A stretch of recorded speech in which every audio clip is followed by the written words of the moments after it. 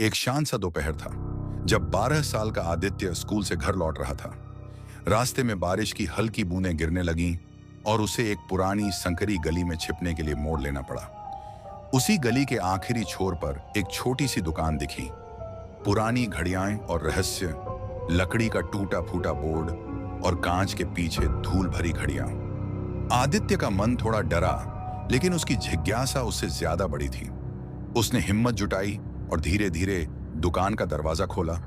अंदर घुसते ही पुरानी घड़ियों की टिक टिक की आवाज से पूरा कमरा गूंज रहा था।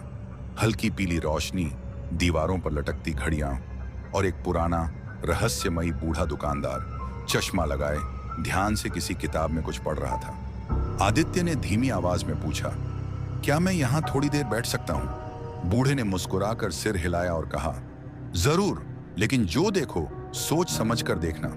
आदित्य की नजर एक चमकती हुई जेब घड़ी पर पड़ी। वो बाकियों से अलग थी। उसमें एक हल्की नीली चमक थी, जैसे किसी जादू का स्पर्श हो। उसने धीरे से वो घड़ी उठाई और तभी घड़ी से हल्की सी रोशनी निकली। अचानक हवा तेज चलने लगी। कमरे की सारी घड़ियां एक साथ बजने लगी, टिक टिक टिक टिक। और आदित्य की आंखों के सामने दृश्य बदल गया। अब वो किसी और समय में था। उसने देखा एक पुराना महल, घोड़े पर सवार योद्धा और एक राजा अपनी रानी को वहीं जेब घड़ी देते हुए कह रहा था, ये घड़ी समय को मोड़ सकती है, लेकिन हर मोड़ की एक कीमत होती है। अगले ही पल आदित्य फिर दुकान में वापस था। उसके हाथ में अभी भी वही घड़ी थी। वो डर गया और गलती से घड़ी नीचे गिरा दी। ये क्या था? उसने कांपती आवाज में पूछा। दुकानदार ने धीरे से कहा, तुमने उस घड़ी की आत्मा को जगा दिया है।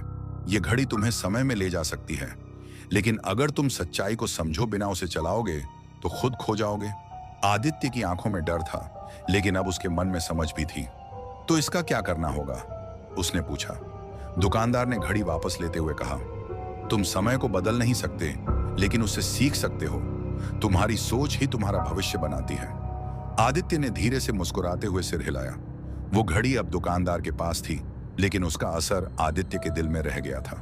वो दुकान से बाहर निकला।